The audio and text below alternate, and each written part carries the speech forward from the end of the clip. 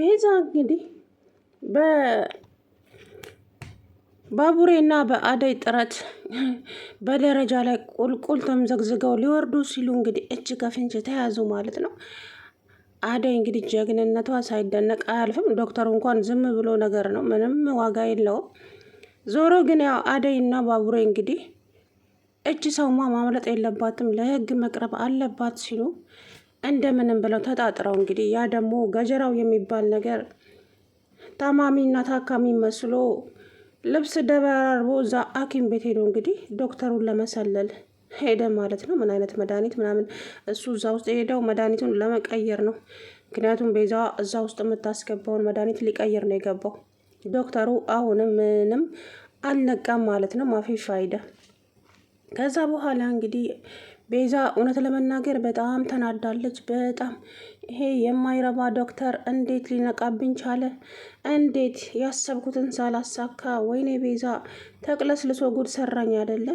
ሳዩት እኮ ምንም የማያውቅ ይመስላል። ቆይ እንዴት ሊነቃ ቻለ ስትል እንግዲህ እውነት በጣም ተናደደች ማለት ነው። የሰው ህይወት እንግዲህ ወንድሟም ደግሞ ፍቅርን ማግኘት አለብኝ፣ ፍቅር እንግዲህ ደውላልኛለች፣ ግዴታ እሷን ማግኘት አለብኝ ብሎ ፍቅር ጋር ሄደ። ከዛ በኋላ ፍቅርን አገኛት። ከፍቅር ጋር ቁጭ ብሎ ያለ ፖሊሶች መጡበት፣ እነሱንም ቀብ አደረጉት። ከዛም እንግዲህ ወይዘሮ ቤዛ ወንድሜ የት ሄደ ብላ ወደ ውጭ ወጣ ስትል እሷንም ቀብ።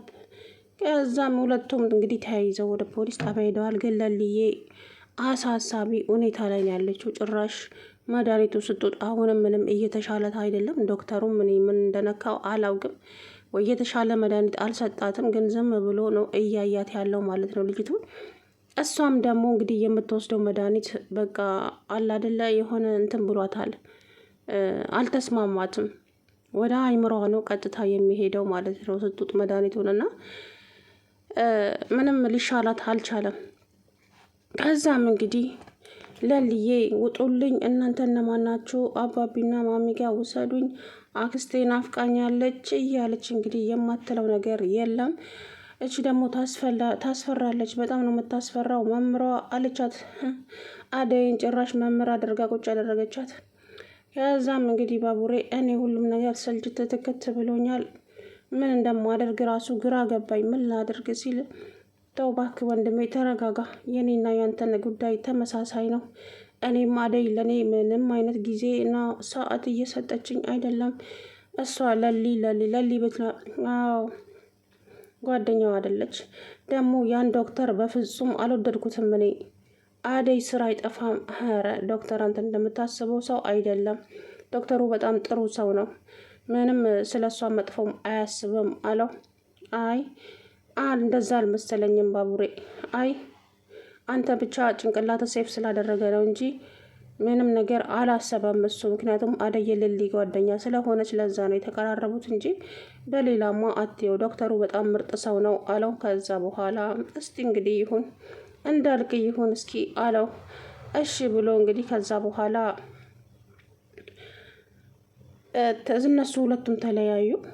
ፍቅርም እንግዲህ እኔ ልወረውራት አልነበረም፣ ራሷ ናት ልትበር ያለችው እንጂ እኔ ባልኖር ኖሮ እህትሽ ፈርጣለች ነበር፣ እቺ ብድ ጓደኛሽ ምናምን አለቻት። ቅድም ስለ ጮኩብሽ ደግሞ በጣም ይቅርታ እህቴ አለቻት። ከዛም እሺ አሁን እኔ ስለ እሷ ስለ አንቺ እብድ ጓደኛ ምንም አይመለከተኝም። እኔ አሁን ላናግርሽ የፈለግኩትኝ አንቺና ዴቭ በቃ እህል ውሃችሁ አይደለም። አየሽ ገጠር ድረስ ሄድሽ አልተሳካም፣ እዚህ መጣሽ ምንም አልተሳካልሽም። እናም ቤተሰብ ያልፈቀደው ነገር ደግሞ በረከት ስለሌለው ዴቭን ለእኔ ተይልኝ፣ በቃ እኔ በጣም አፈቅረዋለሁ። የዴቭ እህልና ውሃ ይህንን ከኔ ጋር ነው፣ ስለዚህ ለእኔ ተይው አለቻት። እንዴ አንቺ ልጅ ታመሻል እንዴ? እኔና ዴቭ እኮ ቃል ኪዳን አለን፣ ምን ሆነሽ ነው አለቻት። ከዛ በኋላ ዴቭ ከበር ስር ተለጥፎ ሁሉንም ነገር እየሰማ ነበረ። እሷም አደይ ፍቅርን በጥፊ ድርግም አደረገችባት። ዴቭ መጣና አንቺ ልጅ ምን እያልሽ ነው? ዴቭ ሰማህልኝ አይደለ? እኔ እንግዲህ ሁሉም ነገር ሰልችቶኛል፣ ስለዚች ልጅ የሆነ ነገር በላት አለችው። ከዛ በኋላ እንግዲህ እሺ ብላ እሷም ወደ ቤቷ ሄደች። ለልዬንም ይዘዋት እንግዲህ እንደምንም ብለው ይዘዋት ሄዱ። እሷ ግን ምንም አሁንም ሰው አታውቅም፣ ምንም ሰው እንትን አትልም ማለት ነው። እየባሰባት ነው እንጂ ምንም እየተዋት አይደለም የሚሄደው ለሊ ማለት ነው። እውነት ለመናገር ከጎኗ ሆኖ እንግዲህ ይቺ አደይ ናት። ባቡሬም ቢሰላቻትም ያው አልጠላትም፣ ካጠገቧ ነው ያለው። ግን ያው ይሄም እየተንከባከባት ነው፣ ምንም እንትን አላለም። እናም አደይ እንግዲህ የራስሽን ጥለሽ የሰዎችን ትኩረት እንትን ትያለሽ። ቆይ እኔስ አላሳዝንሽም እንዴ? እኔም እኮ ስሜት አለኝ፣ ስሜቴን ጠብቂልኝ እንጂ አደይ እንዴ። እኔ ካልሆነ ወደ ቤተሰቦቼ እመለሳለሁ እያላት እንግዲህ ዴቭ ሰላሟን ነስቷታል፣ አደይ ማለት ነው። ዴቭ እኔ አንተን እንደማልወድህ ነው እንዴ የምታስበው? አዎ እንደዛ ነው አሁን ላይ እያሰብኩ ያለሁት። በቃ ከዚህ ውጪ ምንም ማሰብ አልቻልኩም አደይ። ሁሉም ነገር አስጠልቶኛል፣ ስልችት ብሎኛል። አንቺ ለእኔ ምንም አይነት ቦታ እንደሌለሽ እያሳየሽኝ ነው። እረ እንደዛ አትበል። እኔ የለሊ ጉዳይ ለሊ አትበይ እንዴ፣ ለራስሽም ጊዜ ስጭ እንጂ እያለ ጭራሽ እሷ ላይ እንትን አለባት ማለት ነው። ከዛ በኋላ እንግዲህ እሷም ተረጋጋ ዴቭ፣ ሁሉም ነገር በጊዜና በሰዓቱ ይሆናል። በሰዓቱና በጊዜው ሲሆን ነው ሁሉም ነገር ደስ የሚለው አለችው። ከዛ በኋላ እሺ እስቲ አብረን የምናየው ይሆናል፣ ግን ደግሞ ያልተዋጠልኝ ነገርም አለ። ብቻ አብረን እስቲ ወደፊት የምናየው ይሆናል አለችው ማለት ነው። እንግዲህ ለልዬ ይሄ ገጀራው የሚባል እንግዲህ ከዶክተሩ ጋር ዶክተሩ ሸዋውዶት ሲወጣ ለሊ ጠፍታ እንግዲህ አደይና ሮማን እየፈለጓት ነበረ። እሷ ግን ጠፍታ እንግዲህ መንገዱን ሰማይ ምድሩ ዞር ብሎባታል። ገጀራው እንግዲህ ከዶክተሩ ጋር አታሎት ሲመለስ አገኛት። ይሄማ ጥሩ አጋጣሚ ነው አይደል እንዴ ሲል እንግዲህ በዛ በያዘው ጋቢ እፍን አድርጎ እንግዲህ ይዟት ሄደ ማለት ነው። በሚያሳዝን ሁኔታ ለልዬ እንግዲህ ያገጀራው እጅ ላይ ገብታለች። ለገጀራው እጅ ላይ ገባች ማለት ደግሞ ለአክስቱ ሰጣት ማለት ነው። እና በጣም ያሳዝናል። እንግዲህ ለሊ አላቅም ከህመሟ መቼ እንደምትነቃና መቼ እንደምታገግም ባላውቅም ያለችበት ሁኔታ ግን በጣም አሳሳቢ ነው። እውነት ለመናገር ቶሎ እንዲሻላት ማድረግ አለባችሁ። በዚሁ ከቀጠለች ግን ባህሪው በጣም ያስጠላልና አንድን ሰው በጥሩ ባህሪው ለምዳችሁት በሆነ ሰዓት ላይ ደግሞ የሆነ ቅይር ሲል በጣም ይደብራል። እናም እንግዲህ እሷም ወዳም አይደለም ይሄ ሁሉ የቤዛ ስራ ነው። ግን ዶክተሩ ደግሞ ምንም አይነት ንቃት የሚባል ነገር የለውም፣ ፍዝዝ ያለ ነገር ነው። እና የሰው ልጅ ይሄ ሁሉ የሰው ነፍስ ጭንቀት ላይ ያለ እናቴ እሱ ኢንስፔክተር ይላል ብቻ ቆሞ ምንም ፋይዳ የለውም ማለት ነው። እና እሱም ከተጠያቂነት እንደማይድን ማሰብ አለበት እውነት ለመናገር እና ይሄንን ግንዛቤ ውስጥ ማስገባት አለበት። ምክንያቱም ኃላፊነት የሱ ነው። እነዚህ ፋርማሲ ውስጥ ያሉትን መድኃኒቶቹን በየጊዜው ቼክ ማድረግ አለበት። በየጊዜው እየሄደ ቼክ ማድረግ አለበት እንጂ ዝም ብሎ ቤዛ መድኃኒት ቤዛ እንደዛ አይሆንም። ቤዛ የሚባል እንግዲህ በተደጋጋሚ ጊዜ ዳይመንድም ነግሮታል። ቤዛ ምን ልትሰራ እዚህ ውስጥ መጣች?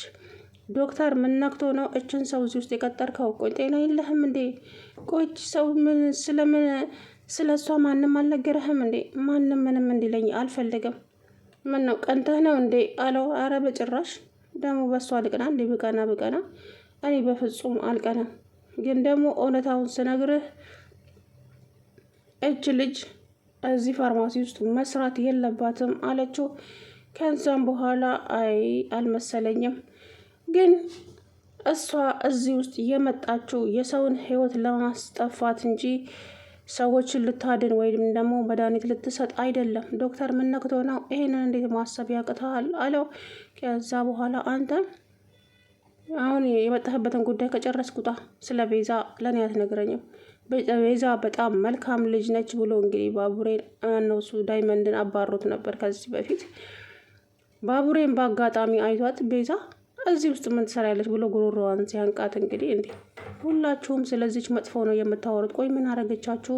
ስራዋን እየሰራች አይደለም እንዴ ሲለው አንተ ዶክተር ስለዚች ልጅ የምታውቀው ጉዳይ የለም። እቺ ልጅ ማለት የሰዎችን ነፍስን ለማጥፋት የምትዘጋጅ ነች። በዛ ሰዓት ምንም ሊሰማ አልቻለም። አሁን ግን አደይ መታ እንግዲህ ሁሉንም ነገር አጋለጠች ማለት ነው። ቤዛ ማለት ዴቭና ፍቅርን የመረዘች ሴት ናት። እንዴት እዚህ ውስጥ ቀጥራታለህ? እኔ እኮ ዳይመንድና ባቡሬም ስለ እሷ መጥፎ ሲነግሩኝ አልሰማ ብዬ ነው። እና ስለዚህ አንተም እጅ አለበት ማለት ነው እዚህ ውስጥ። እንዴት እንደዚህ ታደርጋለህ ዶክተር? ቆይ እንዴት ስትል እንግዲህ አደይ ናት ይሄ ሁሉ ያጋለጠችው። የአደይን እዛ መምጣት ደግሞ ቤዛ አልወደደችው። ምክንያቱም ታጋልጠኛለች እያለች ምን ትፈልጊያለሽ እዚህ የምትመላለሽው? እዚህ የስራ ቦታ ነው እንዳትመጪ እዚህ እያለች እንግዲህ ስታመነጫጭቃት ነበረ የሆነ ሰዓት ላይ ቤዛ። አደይም ደግሞ ምን አገባሽ ይመለከትሻል እያለቻት ነበረ። እና ብቻ ውስብስብ ያለ ነው። ሰላም ምንድነው የተከበራችሁ የቻናሌ ቤተሰቦች እንዴት ናችሁ? አለው ደህና ነኝ። እንግዲህ ወይዘሮ ቤዛን ለማምለጥ በደረጃው ላይ እንግዲህ በጓሮ በር ሊያመልጡ ሲሉ ከወንድሟ ጋራ አደይ ጀግኒቷ ተደብቃ እየጠበቀቻቸው ነበረ። ቀባ አስደረገቻቸው ማለት ነው። እንግዲህ ቤዛማ አልወጣም ብላ ነበረ። ወንድሜ ይህን እድል ላመልጠኝ አይገባም። ገጀራው እኮ መድኃኒቱን ይዞ እየመጣ ነው። ስለዚህ መድኃኒት ቶሎ ብሎ መቀየር አለብን። ገንዘቡም ደግሞ ህይወታችንን የሚቀይርልን ገንዘብ ነው። ስለዚህ ወንድሜ ምን ሆነሃል? ቤዛ አሁን ይሄንን ነገር የምናስብበት ጊዜ አይደለም። ቶሎ ብለን ወደ ጉዳዩ መግባት አለብን እንጂ። ምን ሆነሽ ነው አላት። ከዛ በኋላ ቆይ ምንድን ነው ማድረግ ያለብኝ ስትለው፣ እንዴ የምታደርጊውማ ቶሎ ብለን ከዚህ ማምለጥ አለብን። ዶክተሩ ነቅቷል ስልሽ አሰሚም እንዴ አላት።